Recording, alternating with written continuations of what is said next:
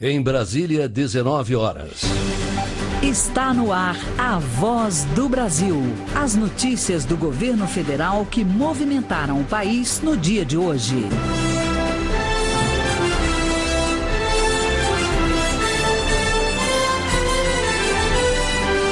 Boa noite. Boa noite para você que nos acompanha em todo o país.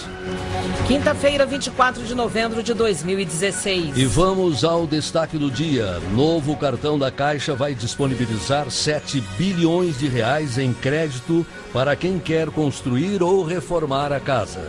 Mais uma medida para incentivar a construção civil. Incentiva a construção civil, incentiva aqueles que produzem materiais para a construção civil e gera emprego. E você também vai ouvir na Voz do Brasil de hoje. Retomada as obras de mais de 7 mil unidades do Minha Casa Minha Vida que estavam paradas. Com a chegada das chuvas, nova campanha vai alertar os brasileiros sobre os perigos do Aedes aegypti. E aqui no estúdio da Voz do Brasil, vamos conversar ao vivo com o ministro da Defesa, Raul Jungmann. O principal assunto é segurança. Na apresentação da Voz do Brasil de hoje, Gláucia Gomes e Ayrton Medeiros. E para assistir a gente ao vivo na internet, basta clicar www.voz.gov.br. Construir a casa, reformar um quarto, um banheiro, colocar um novo piso, enfim. O Construcard, um cartão da Caixa, oferece financiamento mais barato para quem quer fazer melhorias na casa. Mas hoje, esse mesmo cartão vai contar com novas possibilidades de compra. Vai ser possível financiar equipamentos para melhorar o aproveitamento de água e energia. E tem mais. 7 bilhões de reais em linhas de crédito estão à disposição de quem está pensando em reformar a casa. O Construcard é uma linha de crédito da Caixa para quem quer construir, reformar ou ampliar seu imóvel. A promotora de vendas Aline da Silva Costa, de Cariacica, no Espírito Santo, usou o cartão há 3 meses, quando fez uma reforma em casa. Ela acredita que não teria conseguido fazer as melhorias se não tivesse o cartão. Eu não ia conseguir se não fosse pelo Construcard, porque construir gasta muito. A gente tem que gastar com pedreiro, né? E outras coisas além do material para construir. A nova versão do cartão traz algumas novidades. A partir de agora, quem quiser pode usar o crédito para comprar equipamentos de segurança residencial, como câmeras e cercas elétricas. Outra novidade é que a população vai poder usar o cartão para melhorar a eficiência energética e hídrica das residências. O ministro Gilberto Occhi explica as vantagens do novo cartão. Nós já temos mais de 60 mil lojas cadastradas no Brasil que já podem receber imediatamente o cartão. É uma compra praticamente à vista que em 48 horas o lojista já recebe o crédito na sua conta à vista. Segundo o presidente da Associação Nacional dos Comerciantes de Material de Construção, Cláudio Cons, o valor destinado pelo governo pode gerar até 100 mil empregos no Brasil.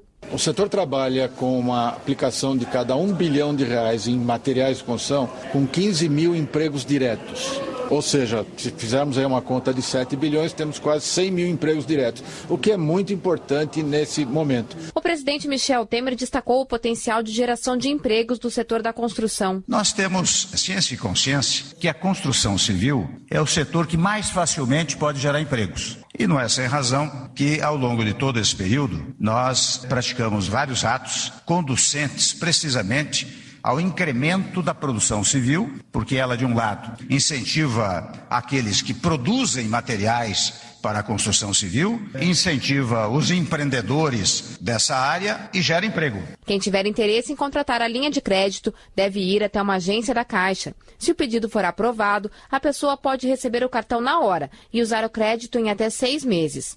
Reportagem Paola Diorti. E não é só isso não. O governo também quer incentivar a construção de novas casas e permitir que muitos brasileiros possam ter acesso à casa própria. E para isso as obras do Minha Casa Minha Vida, que estavam paralisadas, vão ser retomadas. São imóveis para famílias que ganham até R$ 1.800 por mês e que podem ter até 90% do valor do imóvel custeado pelo governo. investir na educação dos filhos. Esse era o sonho do Ranieri Fernandes Maciel, vendedor na cidade de São Gonçalo do Amarante, no Rio Grande do Norte, e pai do Pedro, de 5 anos, e da Maria Vitória, de 11. Agora isso é possível. Na última sexta-feira, Ranieri e a família receberam a sua casa própria do programa Minha Casa Minha Vida. Agora, o dinheiro que pagavam de aluguel vai ser usado para muitas coisas. Dá para investir nas crianças, né? Procurar uma escolazinha que possa terminar os estudos das minhas crianças, que eles possam estudar melhor. Histórias como a do Ranieri agora vão poder se repetir.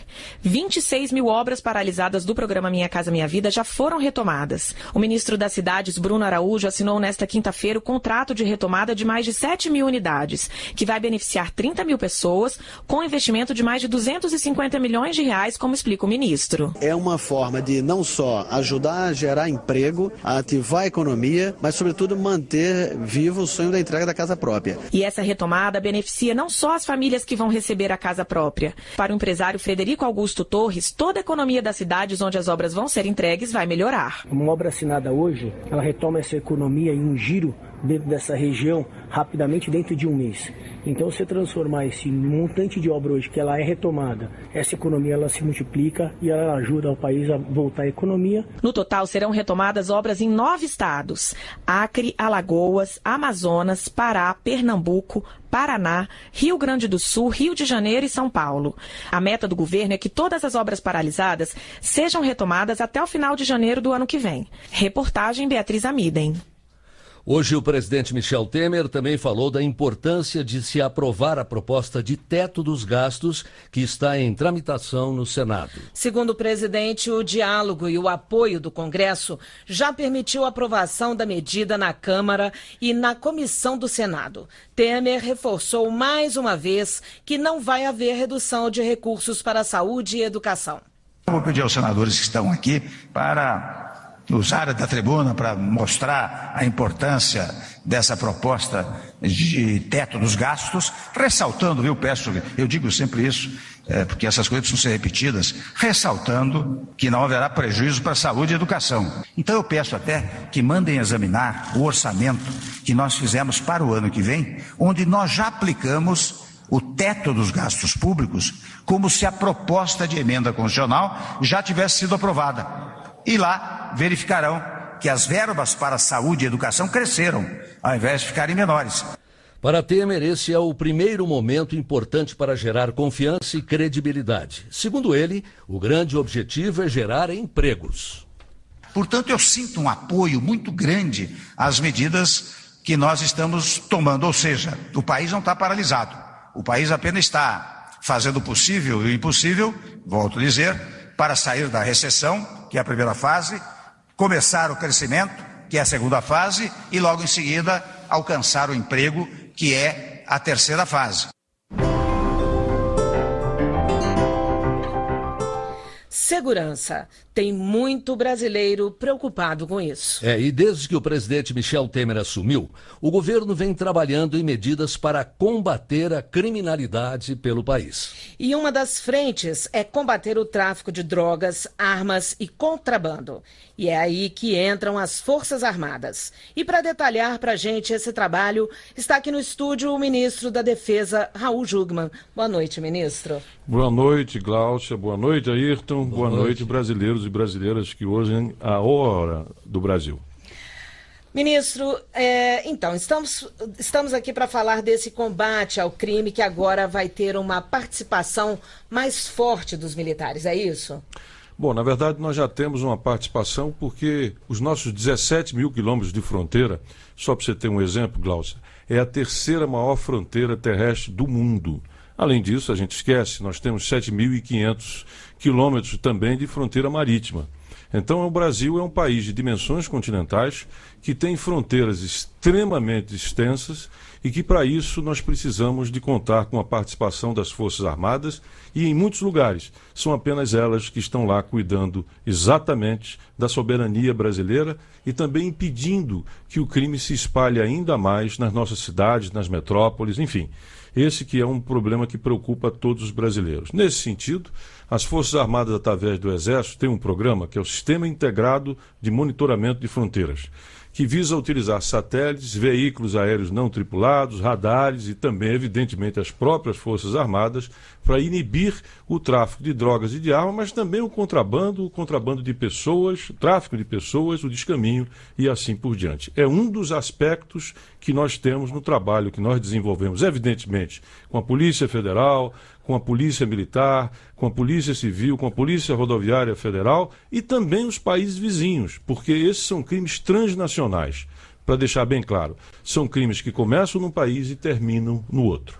Ministro, nesse mês o presidente assinou um decreto com mudanças na atuação da defesa nas áreas de fronteira do nosso país. O que significa essa mudança, ministro? Bom, veja, pela legislação, as Forças Armadas na faixa de fronteira, que tem uma extensão de 150 quilômetros de largura, ela pode exercer funções de polícia. Ou seja, é evidente que as Forças Armadas não são forças policiais, mas na fronteira, onde nós temos uma carência de uma maior presença das polícias e de outras agências, o Exército pode, e também a Marinha e a Aeronáutica, atuar como se polícia fosse. Isso quer dizer que ela pode ter uma ação tanto preventiva, no caso de crimes transfronteiriços, que eu já falei aqui, drogas, armas, descaminho, contrabando, tráfico de pessoas, como também muito importante para todos nós no que diz respeito a crimes ambientais.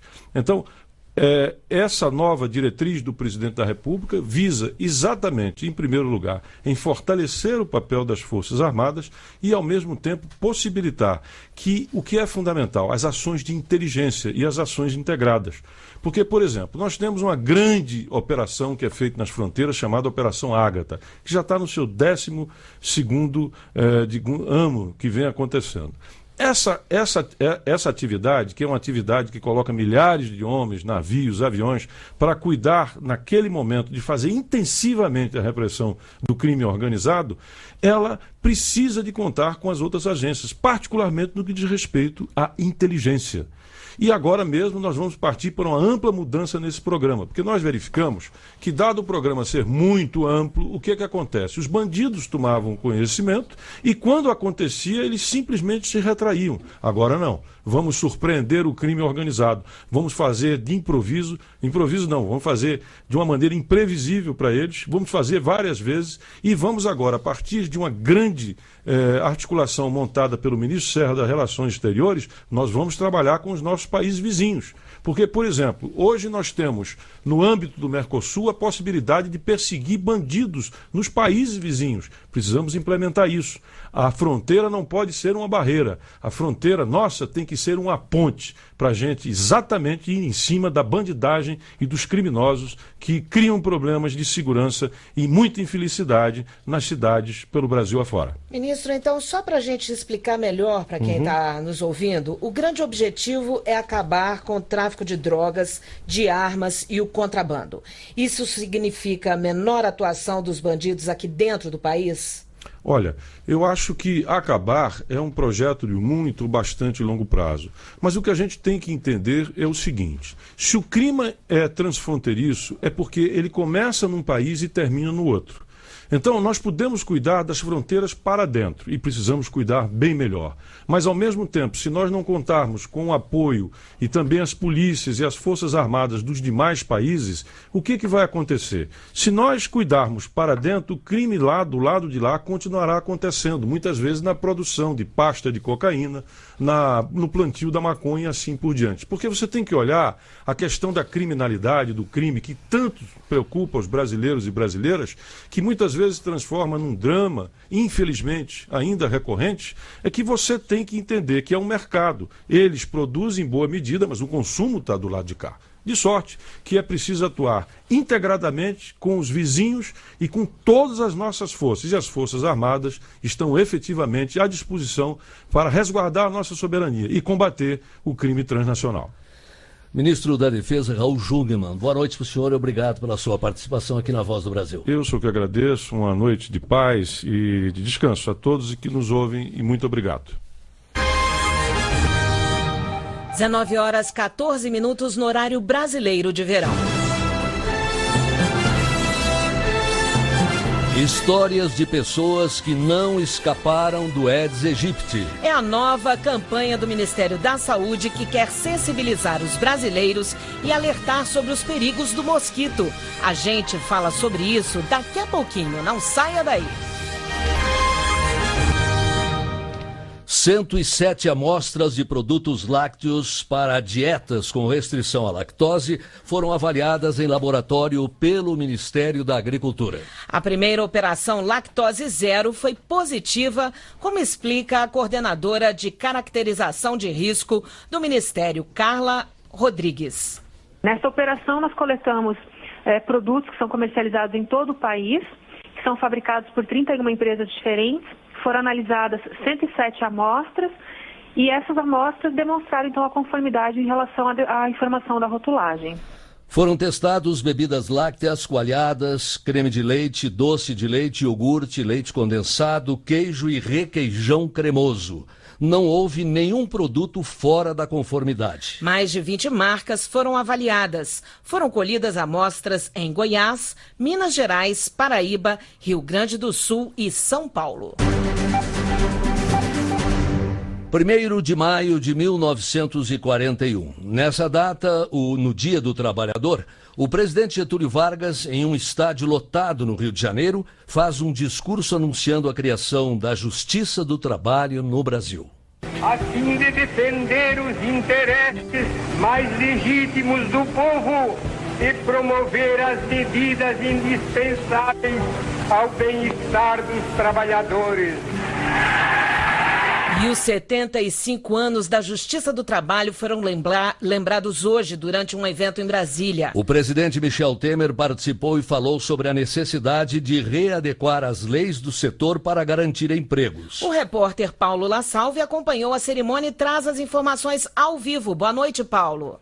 Boa noite, Glaucia, Ayrton, ouvintes da Voz do Brasil. Em seu discurso, o presidente Michel Temer afirmou que todas as reformas que estão sendo propostas pelo governo têm um único objetivo: reduzir a massa de desempregados no país, que chega a 12 milhões de pessoas, e que a atualização das leis trabalhistas pode garantir a retomada do crescimento econômico e a geração de postos de trabalho. Temer defendeu a prevalência da convenção coletiva sobre a lei, desde que se tenha uma fórmula legal que permita isso. Interessante como esta fórmula, em primeiro lugar, faz manter o emprego. Em primeiro lugar, portanto, dignifica o trabalhador. Em segundo lugar, permite a arrecadação, porque do instante que haja a relação de emprego, você tem a arrecadação entrando nos cofres públicos. Em terceiro lugar, impede gastos pelo governo, porque você não terá que pagar o seguro-desemprego.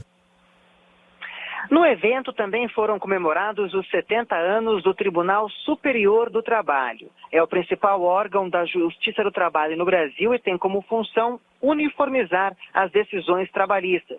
Para isso é formado por 27 ministros que são escolhidos pelo presidente da República e aprovados pelo Senado. Ao vivo, Paulo La Salve.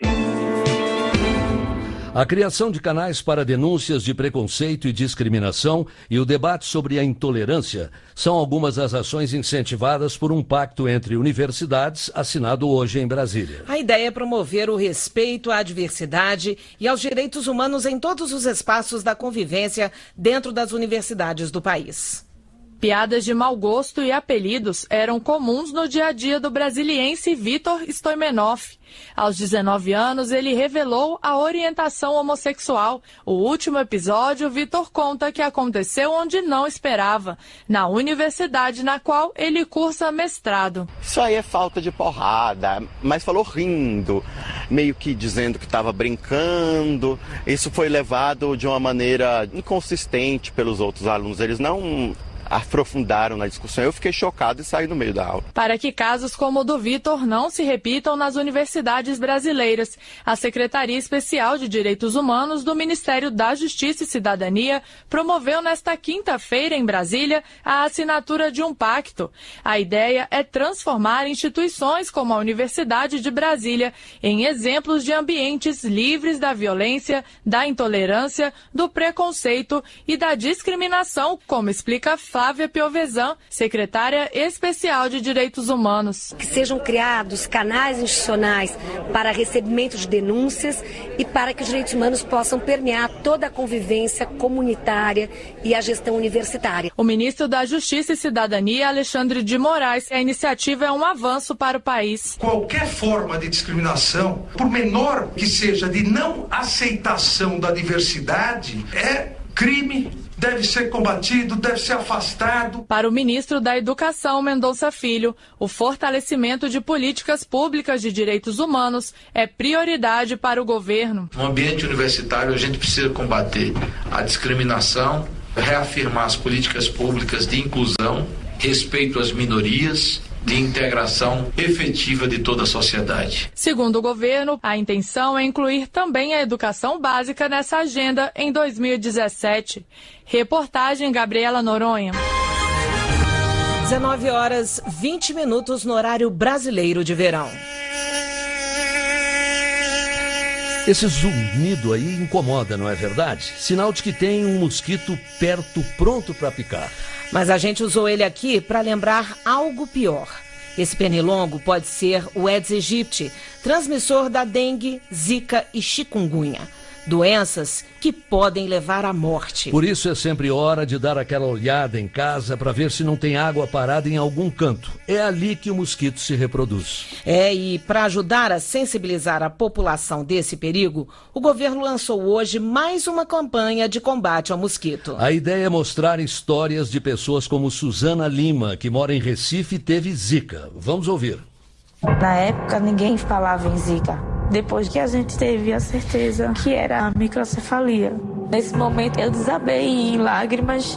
E aí, o meu esposo ele disse, amor, tenha calma. Agora é ele que precisa de nós. Hoje vejo que o William é minha vida, é o meu amor. A campanha quer envolver a população no combate ao Aedes aegypti, o mosquito que transmite a dengue, a febre chikungunya e o vírus Zika.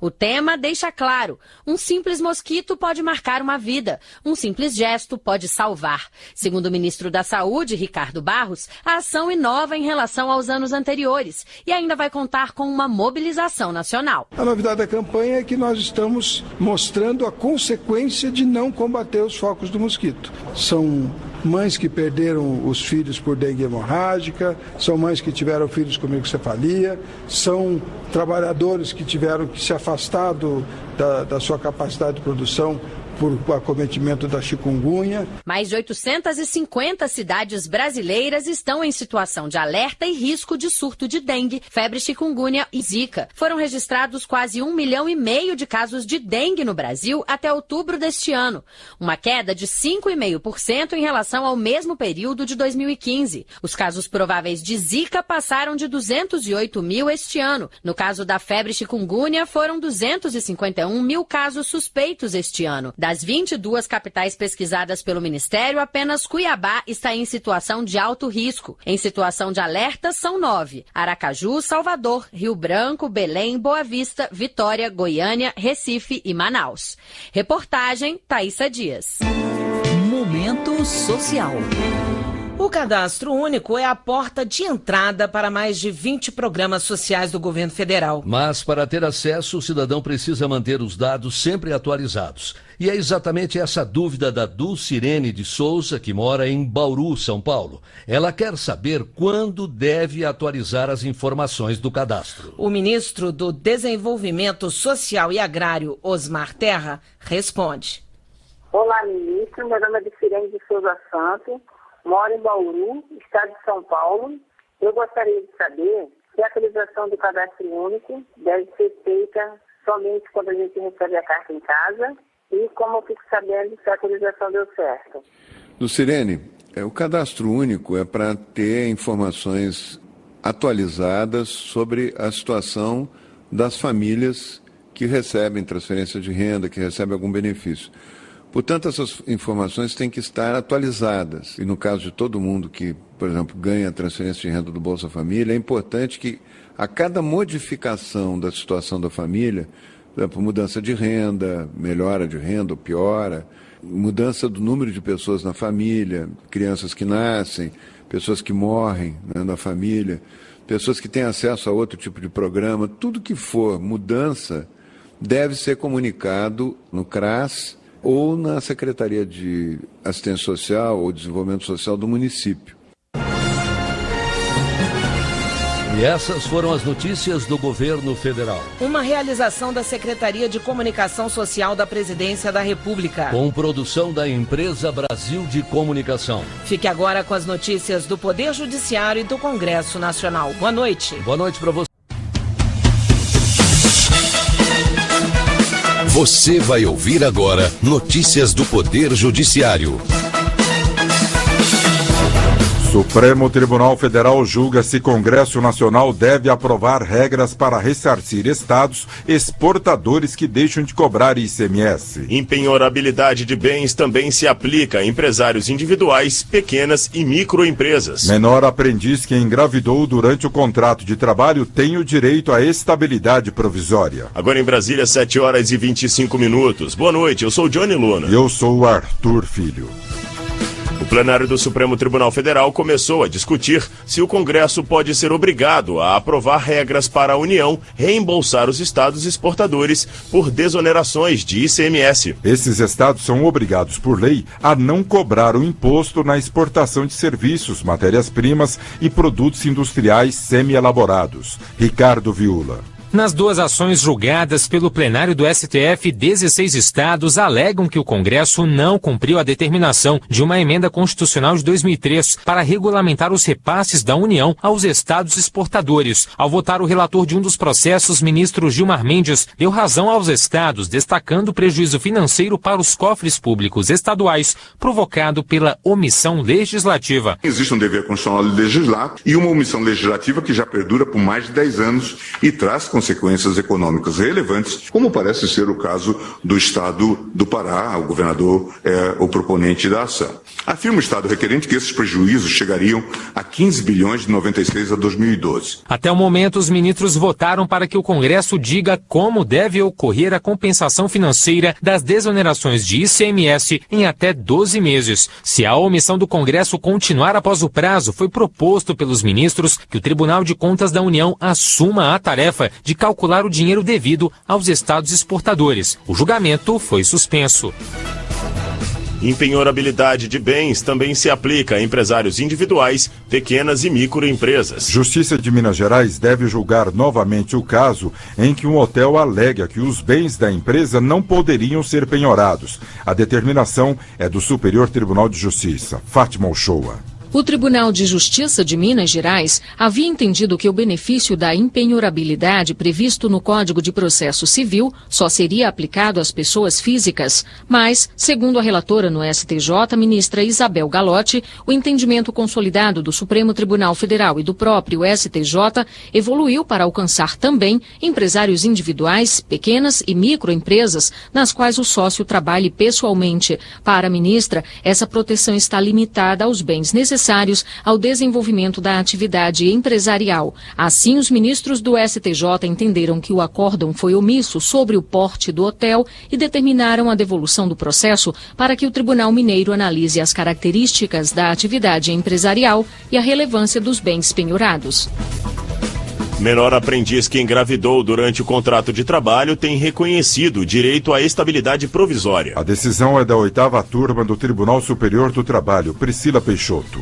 Em primeira e segunda instâncias, o pedido de estabilidade provisória da jovem foi considerado improcedente porque o contrato era por prazo determinado. No TST, a ministra relatora do caso na 8ª turma, Dora Maria da Costa, afirmou que a súmula 244 garante a estabilidade provisória mesmo diante do contrato de aprendizagem, que é por prazo determinado. Por isso, o direito à estabilidade provisória foi reconhecido por unanimidade. Plano de saúde deve indenizar paciente em mais de R$37 mil. O paciente teve negado a cobertura de material necessário para a cirurgia. Kirk Moreno. A decisão é da Justiça do Ceará. O paciente alegou que precisou realizar cirurgia cardíaca às pressas. Porém, antes da operação, foi informado que a empresa não autorizou o uso do material necessário. Diante da recusa, o homem teve que pagar mais de R$24 mil pelo kit médico. Por isso, deve ser indenizado pela operadora do plano de saúde. No Acre, banco deve indenizar cliente por demora no atendimento. O valor foi fixado em R$2.000. Carlos Ribeiro. A consumidora disse que ficou por quase 5 horas na fila para atendimento bancário. A instituição alegou que qualquer pessoa está sujeita a enfrentar tempo de espera na fila e que a cliente poderia ter realizado o serviço nos terminais eletrônicos. Mas a Justiça acreana entendeu que a demora no atendimento superior a 1 hora configura desrespeito à legislação. Ordem judicial impede bares de Ouro Verde, em Goiás, de venderem bebidas alcoólicas a homem com transtornos mentais e esquizofrenia. Ele foi denunciado por atentado violento ao pudor. Os estabelecimentos da cidade deverão ser notificados discretamente com o nome do homem e atestado médico. Você acompanha outras notícias do Poder Judiciário em 104,7 FM para o Distrito Federal em torno e também pela internet. Acesse www.radiojustiça.jus.br e siga pelo Twitter. twitter.com/radiojustiça. Você, uma boa noite. Boa noite. Notícias do Poder Judiciário, uma produção da Rádio Justiça, Supremo. Está no ar, o Jornal do Senado.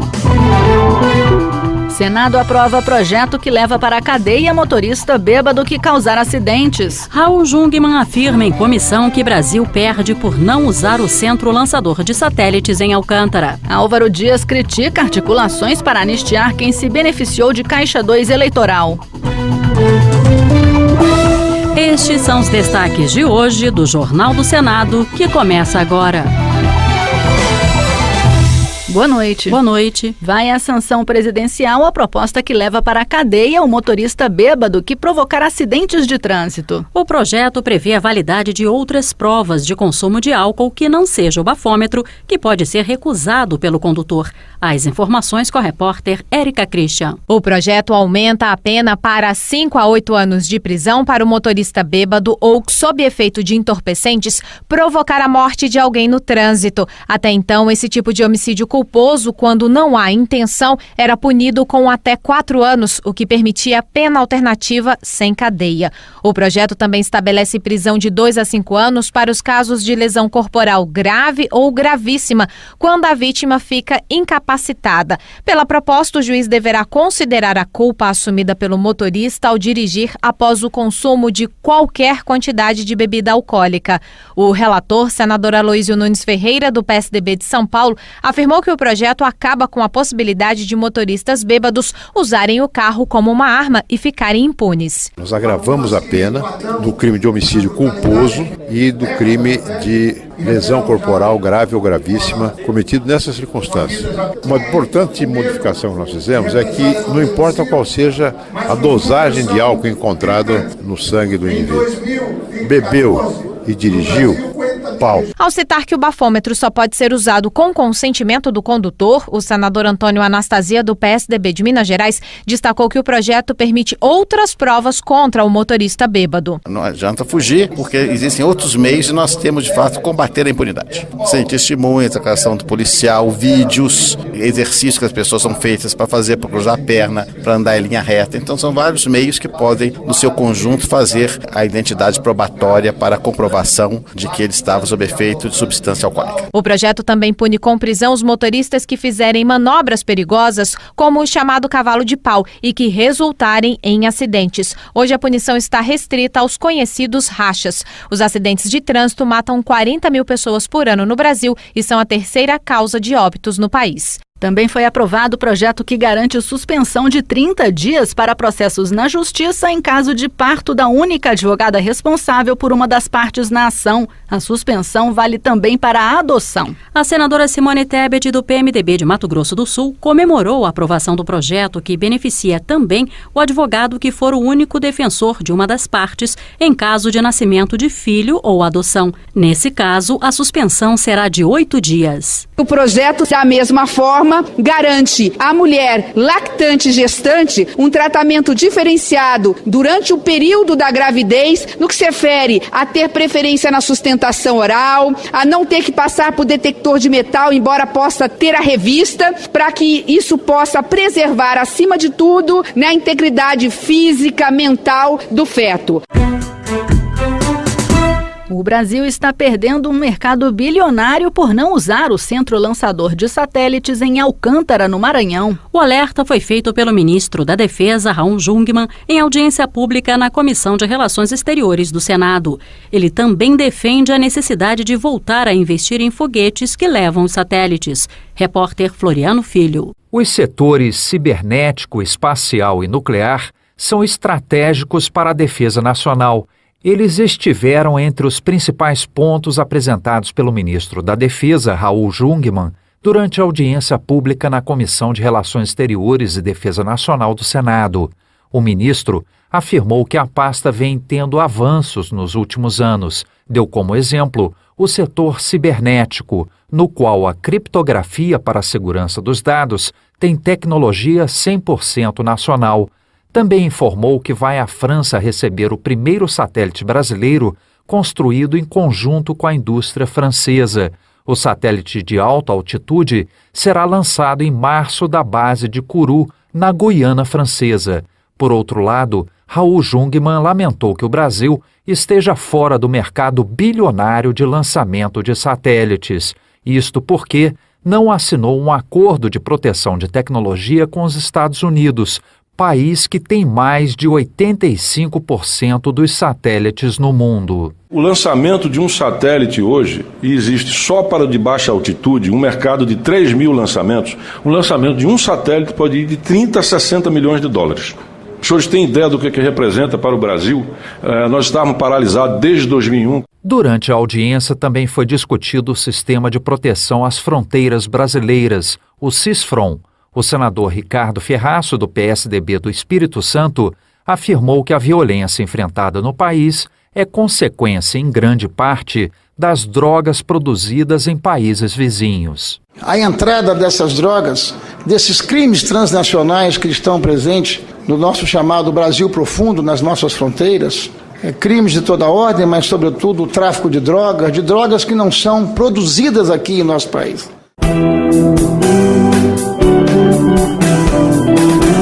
O senador Álvaro Dias, do PV do Paraná, criticou as articulações para anistiar quem se beneficiou de Caixa 2 eleitoral. A manobra, segundo o senador, ocorre durante a análise do pacote de combate à corrupção proposto pelo Ministério Público, aprovado na madrugada da quinta-feira por uma comissão especial e que agora se encontra em discussão no plenário da Câmara dos Deputados. Álvaro Dias ainda discordou dos que avaliam que o chamado Caixa 2 eleitoral não é considerado crime. Ele lembrou que o Código Eleitoral tipifica a prática de Caixa 2. É por esta razão que nós temos que adotar essa postura de cautela, de reflexão, de prudência, respeitando o que se passa na sociedade brasileira. É preciso fazer a leitura correta do que é prioritário para o povo do nosso país nesse momento. Álvaro Dias também criticou a pressa da votação no Senado de proposta que atualiza a lei de abuso de autoridade e defendeu ainda a aprovação do projeto que acaba com o foro privilegiado por prerrogativa de função, direito de ocupantes de alguns cargos públicos, como ministros, presidente, vice-presidente, deputados e senadores, de serem julgados por instâncias superiores da Justiça. E o senador Ricardo Ferraço, do PSDB do Espírito Santo, também defendeu o fim do foro privilegiado. A proposta será votada na próxima quarta-feira pela Comissão de Constituição e Justiça do Senado. O foro privilegiado, na avaliação de Ricardo Ferraço, tem sido usado para retardar ou anular punições. Como prova disso, ele contou que existem hoje no Supremo Tribunal Federal 84 processos contra 53 deputados e senadores. 22 desses processos estão lá há mais de 10 anos, esperando julgamento, reclamou o senador capixaba. Não é difícil chegar à conclusão que o foro privilegiado no Brasil se transformou numa farra. E essa farra tem potencializado a impunidade. A ninguém numa república pode ser dado o privilégio de ser julgado numa corte especial por crime comum. É com essa expectativa que na próxima quarta-feira nós estaremos lá brigando e brindando contra, naturalmente, a manutenção do foro privilegiado. O líder da minoria, senador Lindbergh Farias, do PT do Rio de Janeiro, voltou a pedir a imediata demissão do ministro da Secretaria de Governo, Gedel Vieira Lima, por entender que ele praticou lobby e tráfico de influência. Para o senador, isso fica claro diante da informação de que familiares do ministro eram advogados da empresa criada para administrar o empreendimento de luxo em Salvador, no qual Gedel Vieira Lima teria comprado um apartamento perto de uma área tombada da cidade. Lindbergh Farias afirmou que esse episódio coloca em xeque não apenas Gedel Vieira Lima, mas também o presidente Michel Temer, que, na opinião do senador, tem medo de demitir o ministro e não tem legitimidade popular. É fraco também porque não tem consistência, não está à altura do desafio histórico do momento em que o país enfrenta. É por isso que eu estou convencido que só uma nova eleição, uma eleição direta, só um novo presidente com legitimidade popular poderá enfrentar essa crise gigantesca.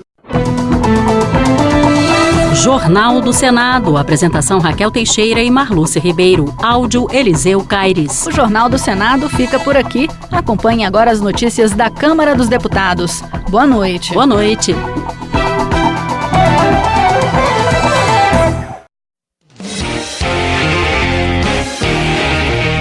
Jornal Câmara dos Deputados. Comissão Especial aprova por unanimidade medidas contra a corrupção. Texto ganha urgência em plenário, mas votação fica para a próxima semana. Para os deputados, a polêmica está na possibilidade de anistia ao Caixa 2. Boa noite. Ficou para a próxima terça-feira a votação no plenário da Câmara da proposta que ficou conhecida como 10 medidas contra a corrupção.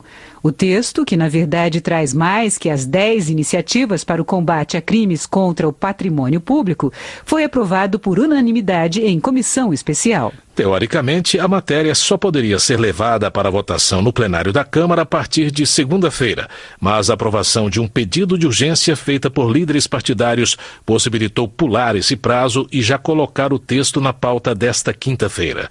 Mas não sem polêmica, como destaca a reportagem a seguir.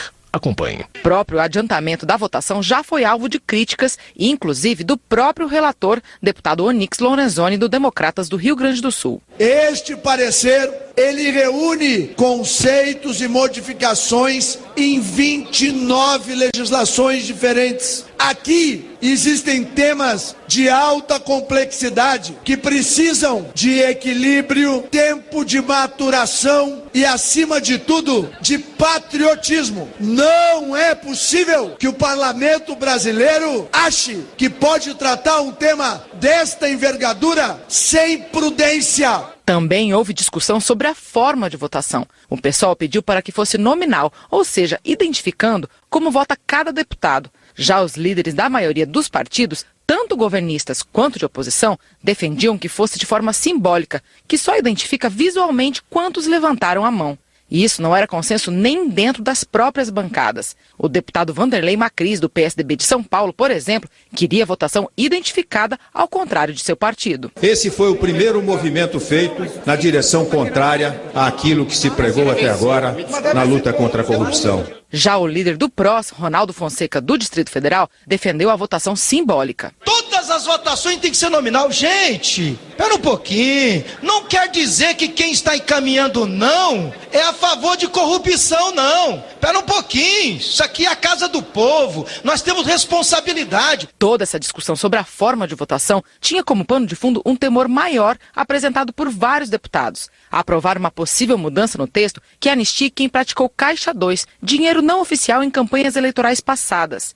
E isso não está na proposta e ainda não foi apresentado oficialmente, mas vários parlamentares vêm se manifestando desde quarta-feira sobre articulações nesse sentido, como coordenador da bancada da Rede, deputado Alessandro Molon, do Rio de Janeiro. Nós somos totalmente contrários para se tentar anistiar qualquer tipo de crime. E sejamos sinceros, é isso que está em jogo e é por isso a pressa em se votar essa matéria nesse dia. A falta de entendimento acabou causando adiamento da votação para a próxima terça-feira. O presidente da Câmara, deputado Rodrigo Maia, disse que até a próxima semana vai conversar com líderes e presidentes de partidos para tratar da proposta. O texto ainda gera muitas dúvidas em muitos parlamentares, é o que eu estou ouvindo, Então nós não precisamos de afogadilho, nem aprovar 100% do relatório, nem rejeitar 100% do relatório. E vamos acabar com essa discussão de anistia.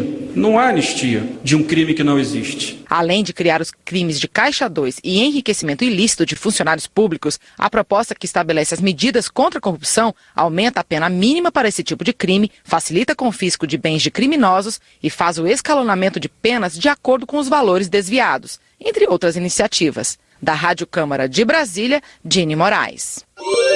Entenda o Congresso. Quando um projeto é posto em votação no plenário, a primeira etapa é a discussão. Em discussão a proposta. Nessa fase, os oradores expressam sua opinião sobre a proposta e cada parlamentar só pode falar uma única vez. Na Câmara, os deputados têm 5 minutos para discutir a matéria que está sendo votada. E no Senado, esse tempo é de 10 minutos. Acompanhe a Rádio Câmara e entenda o Congresso Nacional. Uma campanha em parceria com a Rádio Senado.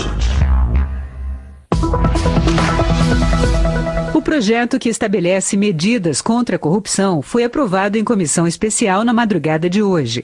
Entre outras medidas, o texto apresentado pelo relator, deputado Onyx Lorenzoni, mantém como crime o Caixa 2 eleitoral. O relatório aprovado pela comissão prevê a transformação em crime hediondo de corrupção que envolva valores superiores a 10 mil salários mínimos, a possibilidade de pessoas denunciarem crimes e serem recompensadas por isso, a criminalização do enriquecimento ilícito de funcionários públicos, além de tornar mais fácil o confisco de bens de criminosos. Os deputados da comissão rejeitaram, porém, 2 das medidas previstas no projeto. A previsão de realização de testes de integridade para funcionários públicos e mudanças relativas à concessão de habeas corpus.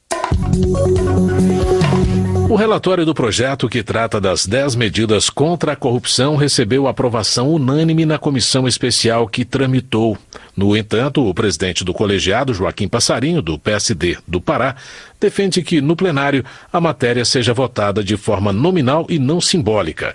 Para ele, cada deputado deverá manifestar seu voto individualmente. A anistia ao Caixa 2, na visão de Érica Cocai, do PT do Distrito Federal, representa uma afronta ao Estado democrático de direito. A discussão em torno do assunto não pode levar em conta o temor a uma lista de delações premiadas da Odebrecht. O projeto que trata das medidas contra a corrupção foi analisado durante 4 meses antes de chegar ao plenário. João Gualberto, do PSDB da Bahia, faz um apelo para que qualquer mudança que altere o que já foi aprovado, principalmente no que diz respeito ao Caixa 2 de campanha, seja votada nominalmente. Na opinião de Carmen Zanotto, do PPS de Santa Catarina, votar simbolicamente é não permitir que cada deputado manifeste a sua posição sobre o projeto das 10 medidas de combate à corrupção, identificando com nome e sobrenome como cada um vota a matéria. A deputada também parabeniza o município de Lages pelos 250 anos. Contrário a qualquer acerto entre a presidência da Casa e lideranças partidárias que altere o projeto aprovado pela Comissão Especial das 10 medidas contra a corrupção, Geraldo Rezende, do PSDB do Mato Grosso do Sul, repudia principalmente a possibilidade de anistiar o Caixa 2. A Comissão Especial da Câmara, que analisa o pacote de medidas de combate à corrupção, aprovou na noite de ontem item que acaba com o chamado teste de integridade para agentes públicos.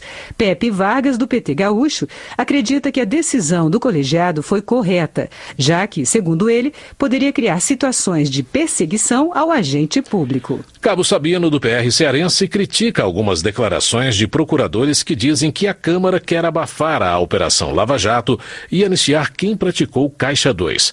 Segundo ele, essas declarações são irresponsáveis e buscam pressionar o parlamento diante da opinião pública.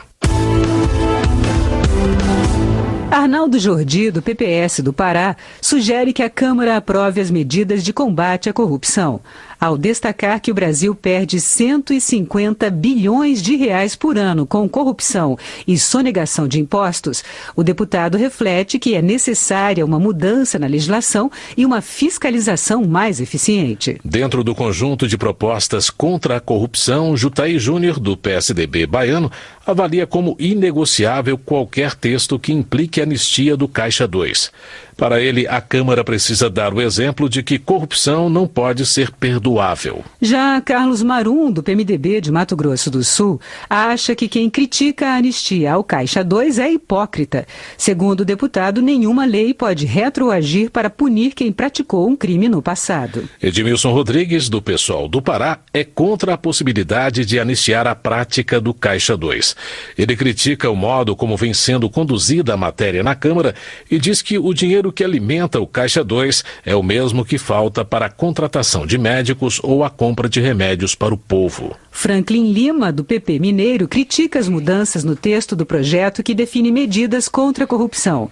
Ele avalia que a inclusão da anistia à prática de Caixa 2 faz parte de acordo entre Legislativo, Ministério Público e Procuradoria, que teria como moeda de troca, segundo ele, a liberação de integrantes do Judiciário de possíveis crimes de responsabilidade fiscal.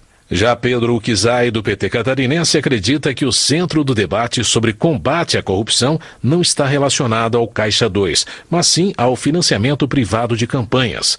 Para o congressista, o projeto que define medidas contra a corrupção não entra na discussão do problema principal, os financiadores. O financiamento privado também é destacado por Zé Geraldo, do PT do Pará, como principal mal a ser combatido no sistema político. Na opinião dele, enquanto não houver apenas financiamento público, a prática de Caixa 2 vai ocorrer. O deputado lembra que, nas últimas eleições, o financiamento de empresas foi substituído pelo de pessoa física, beneficiando apenas os candidatos mais ricos. Economia. Os sindicatos dos petroleiros do Brasil prepararam manifestações para amanhã. Nelson Pellegrino, do PT, informa que na Bahia o ato será no edifício sede da Petrobras, no bairro Pituba. Ele questiona o estudo de avaliação em que se constatou uma desvalorização de 60% dos ativos da empresa. Projeto relatado por Edinho Bez, do PMDB de Santa Catarina, prevê a prorrogação até 8 de janeiro de 2022 da não incidência do adicional ao frete para renovação da Marinha Mercante a mercadorias cuja origem ou destino final seja porto localizado na região norte ou nordeste do país. O parlamentar defende a aprovação da proposta para melhorar a economia nessas regiões. Paulo Pimenta, do PT Gaúcho, defende que seja denunciado todo tipo de abuso para evitar que mudanças na legislação possam favorecer os supersalários. Segundo ele, alguns servidores do Poder Judiciário, da magistratura e de tribunais de conta chegam a receber R$200 mil de salário mensal. Prefeitos eleitos pelo PSDB vão se reunir em Brasília, segundo informa Caio Nárcio, de Minas Gerais.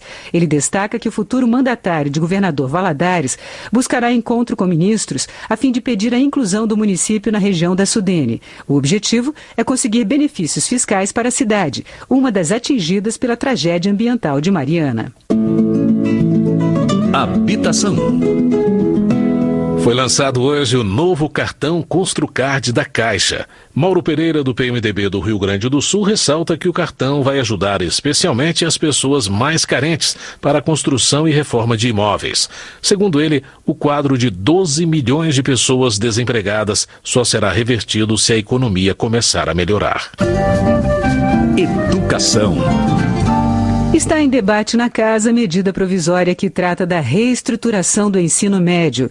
Bacelar, do PTN baiano, acredita que, para os estados e municípios conseguirem efetuar a reforma, é necessário que o governo amplie os recursos do Fundo de Manutenção e Desenvolvimento da Educação Básica e de Valorização dos Profissionais da Educação.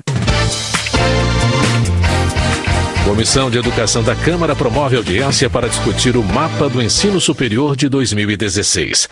No debate, diretor do Sindicato das Empresas que Financiam as Faculdades diz que o FIES é fundamental para a inclusão de alunos mais pobres. Deputado, porém, aponta casos de fraudes no programa, como conta a reportagem a seguir. O diretor executivo do SEMESP, o Sindicato das Mantenedoras de Ensino Superior, Rodrigo Capelato, defendeu o FIES, o Programa de Financiamento Estudantil do Governo, governo como um instrumento de expansão do ensino superior e inclusão de alunos mais carentes. Capelato veio à Comissão de Educação da Câmara dos Deputados apresentar aos parlamentares o mapa do ensino superior 2016, elaborado pela entidade e originalmente divulgado em agosto. Segundo Capelato, houve um encolhimento do FIES no último ano em razão de uma reestruturação do programa que tornou mais rígidos os critérios de seleção, baseados na nota do Enem e na renda do estudante. O diretor destacou que o FIES chegou a representar 39% dos ingressantes no ensino superior no país em 2014, mas não chega a 13% neste ano. O que nós defendemos é que ele tem que continuar existindo. As mudanças que nós tivemos em 2015 restringiram demais o programa, e não só pela questão financeira, porque isso é uma questão de momento, de crise econômica, mas as regras, os critérios que foram modificados foram muito pesados. O deputado Danilo Cabral, do PSB de Pernambuco, citou denúncias de fraude envolvendo o FIES veiculadas pela imprensa. Na faculdade de Ipatinga, onde ele tem uma mensalidade diferenciada de outro aluno que é pagante nessa mesma universidade. A denúncia coloca que haveria diferenciação entre o custo da mensalidade daqueles que têm acesso ao FIES e daqueles que são pagantes, chegando quase que ao dobro, pelo que está aqui na matéria. A mensalidade em torno de R$ 1.500 para o que é aluno do FIES e de R$ 750 para o que não é aluno do FIES. Rodrigo Capelato, do CEMESP, respondeu que fraudes existem, mas que as instituições devem ser punidas isoladamente, a fim de que não se sacrifique um programa inteiro. Da Rádio Câmara de Brasília, Noélio Nobre. Homenagem. Isalci Lucas, do PSDB do Distrito Federal, presta homenagem à Federação Nacional das Empresas de Serviços Contábeis e das Empresas de Assessoramento, Perícias, Informações e Pesquisas, a FENACOM, que completa 25 anos em 2016. O parlamentar indica que o setor público precisa adotar as normas internacionais de contabilidade que já são exigidas no setor privado. O ator Lázaro Ramos recusou a Comenda Abdias Nascimento, que homenageia pessoas que contribuem para a proteção e promoção da cultura afro-brasileira. Valmir Assunção, do PT da Bahia, apoia a decisão do artista, que justificou a recusa afirmando que não se sente confortável em receber a honraria em um momento de crise política como a atual. O Dia Internacional para a Eliminação da Violência contra as Mulheres é celebrado em 25 de novembro. Benedita da Silva, do PT Fluminense, cita pesquisas que revelam que, além de as negras serem as maiores vítimas de homicídio no Brasil, a maioria dos crimes ocorrem em ambiente doméstico, sendo praticados por familiares, parceiros ou ex-parceiros das vítimas. Política. Em audiência realizada nesta semana pela comissão especial que analisa a reforma política, representantes da CNBB e do Departamento Intersindical de Assessoria Parlamentar mostraram descrença na capacidade de os deputados criarem leis que melhorem o sistema político-eleitoral do país. Os debatedores defenderam mecanismos mais fortes de transparência e participação popular.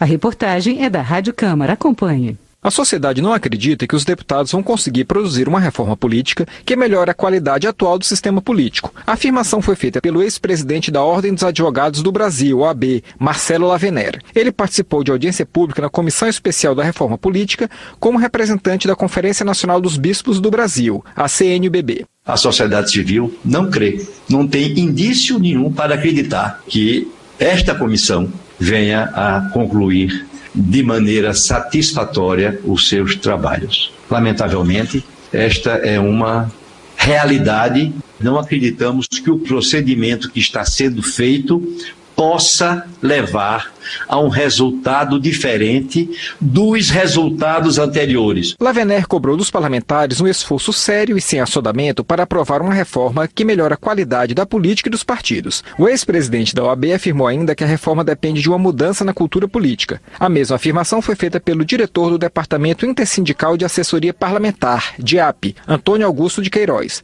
Para Queiroz, a reforma política só trará ganhos se for acompanhada de mudanças da cultura política brasileira. Enquanto não houver uma modificação do modus operandi dos líderes partidários, dos líderes e dos agentes públicos de um modo geral, certamente não conseguiremos resgatar a importância dos partidos e a importância da política de um modo geral. Durante a audiência pública, Antônio Queiroz afirmou que não existe uma reforma ideal, que sempre dependerá da correlação de forças do Congresso, mas defendeu que ela amplie mecanismos de consultas e participação popular e aproxime os representantes dos representados. A deputada Luísa Erundina, do PSOL paulista, defendeu a participação da sociedade civil na discussão da reforma política. Segundo ela, os avanços mais recentes no sistema eleitoral, como a lei da ficha limpa e a lei contra a corrupção eleitoral, somente ocorreram após pressão da sociedade. As duas normas são de iniciativa popular. Para Erundina, é a pressão popular que dá esperanças de que a comissão especial poderá produzir um trabalho de qualidade. O pouco que se conquistou nesse país foi fruto da luta do povo.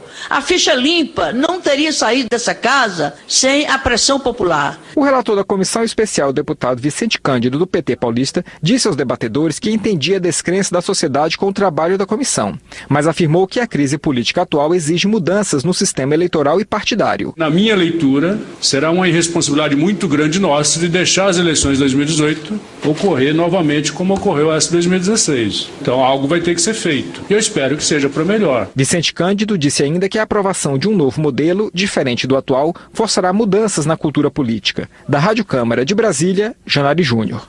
Termina aqui o Jornal Câmara dos Deputados. Uma ótima noite para você. Boa noite, até amanhã.